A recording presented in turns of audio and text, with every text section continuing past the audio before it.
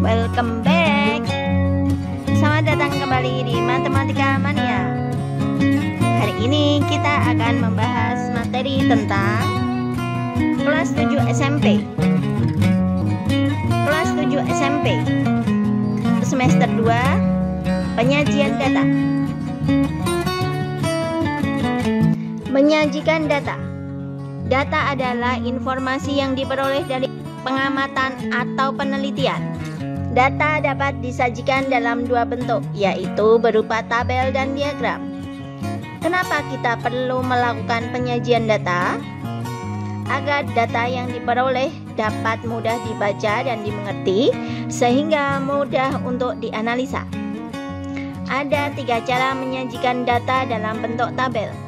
Yang pertama, tabel baris dan kolom. Tabel yang hanya memiliki satu kategori saja. Misal seperti ini ya.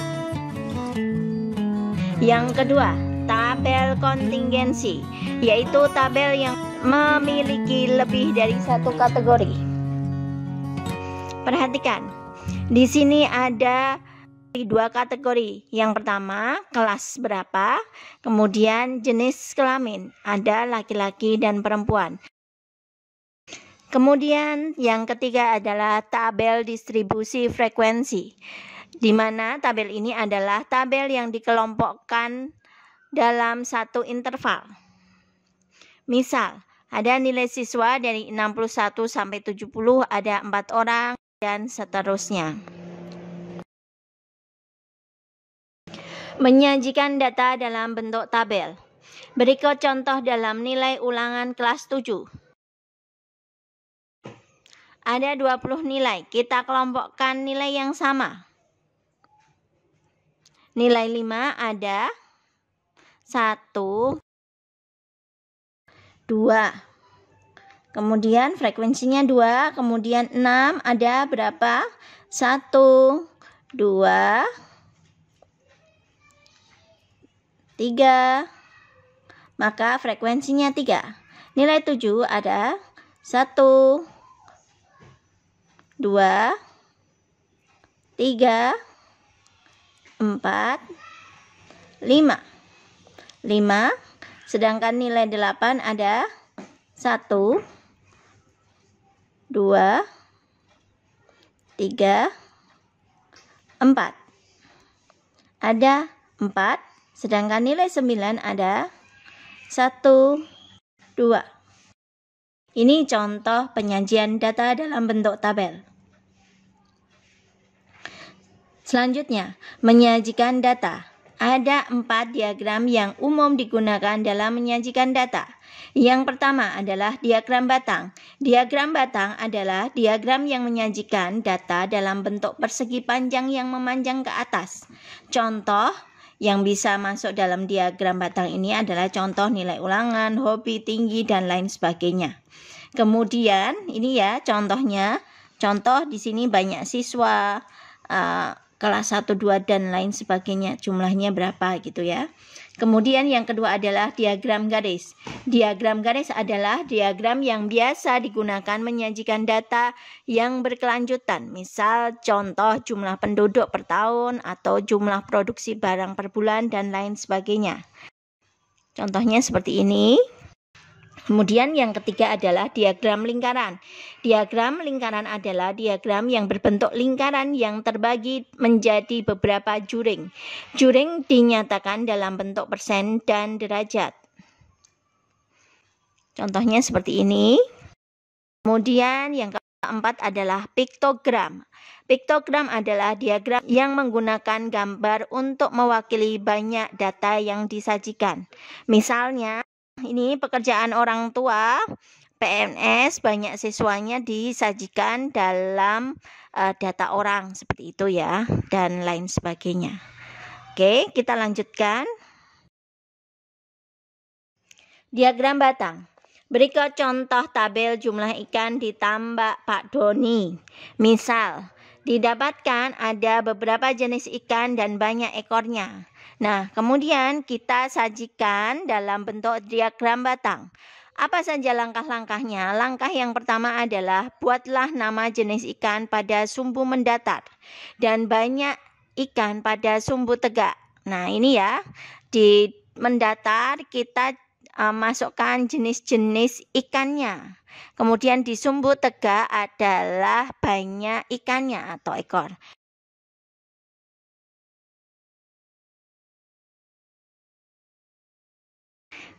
Yang kedua, buatlah batang pada setiap jenis ikan setinggi banyak ikan yang ada pada tabel. Nah, berapa banyak ikan lele? Ikan lele adalah 400, maka kita buat persegi panjang ke atas pada sampai titik 400. Mujair berapa? 450, maka kita juga bikin seperti itu. Bawal 500, kemudian gurame 300, dan nila 600. Nah, sudah jadi diagram batang untuk jumlah ikan yang ada di tambak Pak Doni. Kesimpulannya adalah ikan terbanyak adalah ikan nila yaitu 600 ekor dan ikan tersedikit adalah gurame yaitu 300 ekor.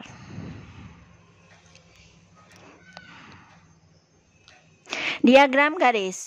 Berikut data produksi sepatu Niki selama 5 bulan. Dimulai pada bulan Maret sampai bulan Juli. Kemudian bagaimana langkah-langkah membuat diagram garis? Yang pertama adalah buatlah nama bulan pada sumbu mendatar dan banyak penjualan pada sumbu tegak. Kita buat dulu. Kemudian kita buat. Kemudian yang kedua, buatlah titik pertemuan antara nama bulan dan banyaknya penjualan sesuai tabel. Misal bulan Maret adalah 250, maka di bulan Maret kita berikan titik di 250. April di 400, di titik 400, Mei di 500, berikan titik di Mei 500, Juni 300, dan Juli 550. Kemudian cara yang ketiga adalah tarik garis hubung antar titik yang telah dibuat.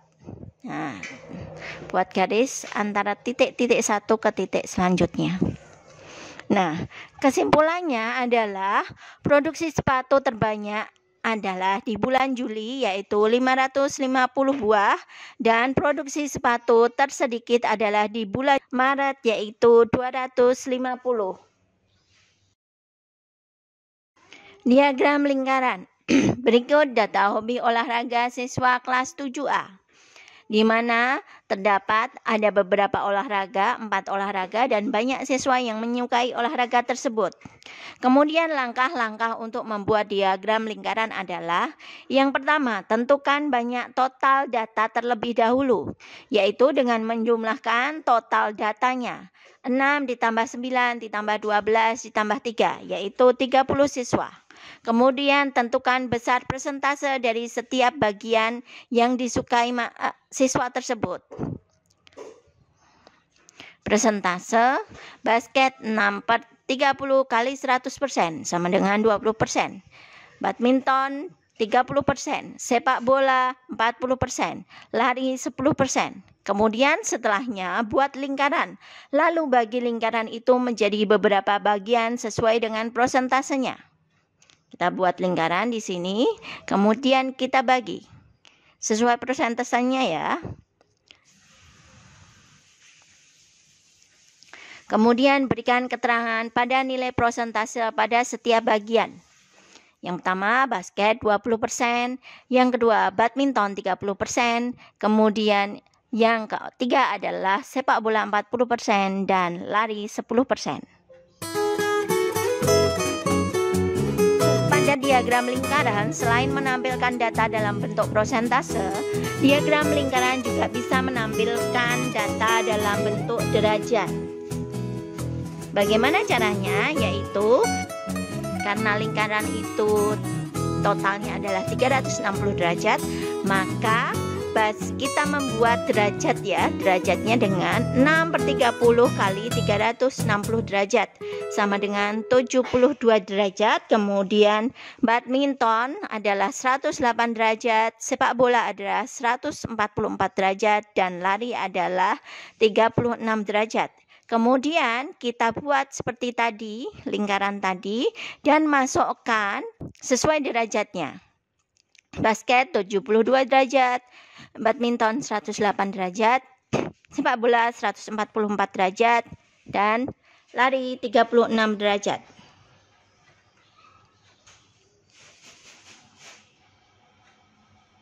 Piktogram. Berikut data penjualan di toko buku Gramesia. Diketahui dari bulan Maret sampai bulan Juli, jumlah penjualan buku A adalah misalnya ya, adalah sebagai berikut. Maka langkah-langkah untuk membuat piktogram adalah: tentukan terlebih dahulu banyak data yang ingin diwakili dalam satu gambar. Misalnya sebagai berikut. Buku coklat mewakili 100 buah buku. Kemudian buku biru mewakili 10 buah buku. Dan buku merah mewakili 2 buah buku. Maka langkah selanjutnya adalah ubah bilangan yang menyatakan banyak data menjadi gambar. Maka kita masukkan teman-teman, kita rubah di Maret itu yang 120 menjadi banyak penjualan dalam bentuk buku ya, gambar buku. Maka 120 adalah buku coklat dan 2 buku biru. Di April 132, maka 1 buku coklat, 3 buku biru, dan 1 buku merah. Di Mei 2 buku coklat, 1 buku biru, dan 2 buku merah.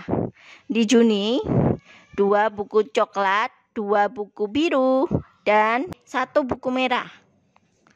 Kemudian di bulan Juli 2 buku coklat dan 3 buku biru. Nah, seperti itu ya teman-teman. Apakah ada pertanyaan? Kalau tidak, maka kita lanjut ke bagian selanjutnya. Ukuran pemusatan data. Nah, ketika kita bicara tentang pemusatan data, ada beberapa hal yang perlu kita perhatikan, yaitu yang pertama adalah nilai rata-rata atau min, yaitu jumlah data dibagi dengan banyak data. Kemudian modus. Modus adalah data yang paling sering muncul atau data dengan frekuensi terbesar. Median merupakan nilai tengah dari kumpulan data yang telah diurutkan. Jangkauan atau range merupakan selisih dari data terbesar dikurangi data terkecil. Misal, kita mempunyai data sebagai berikut: 6, 5, 4, 9, 8, 7, dan 9. Maka kita bisa mencari nilai rata-rata, modus, median, dan jangkauan dengan cara mengurutkan data terlebih dahulu dari yang terkecil hingga yang terbesar, yaitu menjadi 4, 5, 6, 7, 8, 9, 9. Maka kita akan mencari rata-ratanya dengan cara menjumlahkan seluruh data dibagi dengan banyak data. Setelah dijumlahkan sama dengan 48, kemudian banyak datanya adalah 7. Maka nilai rata-ratanya adalah 6,85. Kemudian nilai modus atau nilai yang sering muncul adalah 9. Karena ada 29 ya, yang lain cuma sekali disebutnya. Kemudian median atau nilai tengahnya adalah, karena ini datanya ganjil, maka langsung bisa kita ketahui ya, nilai tengah adalah nilai 7. Seperti itu. Kemudian range-nya berapa atau jangkauannya adalah nilai terbesar dikurangi dengan nilai terkecil, yaitu nilai 9 dikurangi 4. Maka range atau jangkauannya adalah 5. Latihan soal. Perhatikan data berat badan dalam kilogram 20 siswa kelas 7C sebagai berikut.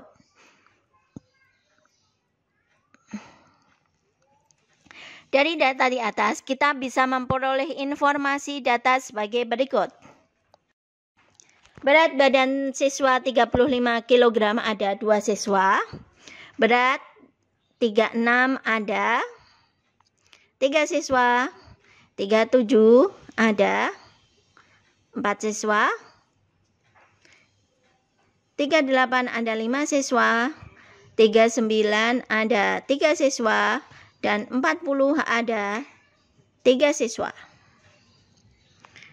Kemudian kita urutkan dari yang kecil ke yang besar ya. Selanjutnya, kesimpulannya adalah rata-ratanya adalah,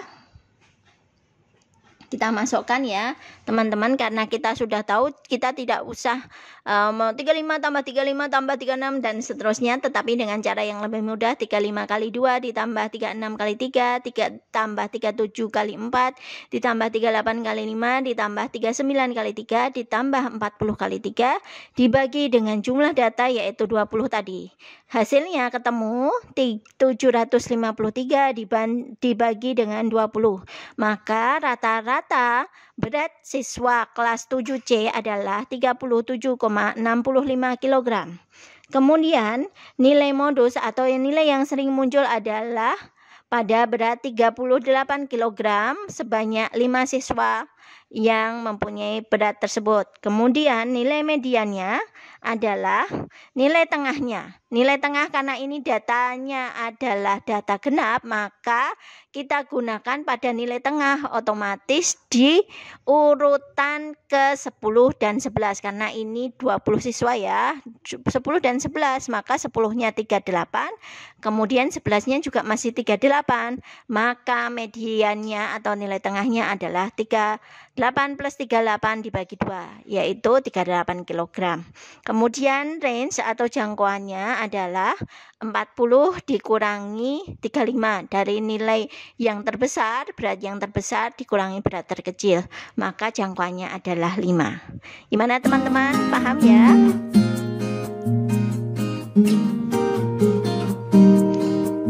Nah, kalau sudah paham, coba kalian kerjakan latihan untuk soal di rumah ya. Kalau belum bisa kalian tanyakan kepada orang tua kalian atau guru kalian, atau kalian bisa tanyakan di kolom komentar. Terima kasih, jangan lupa untuk menyaksikan video-video selanjutnya.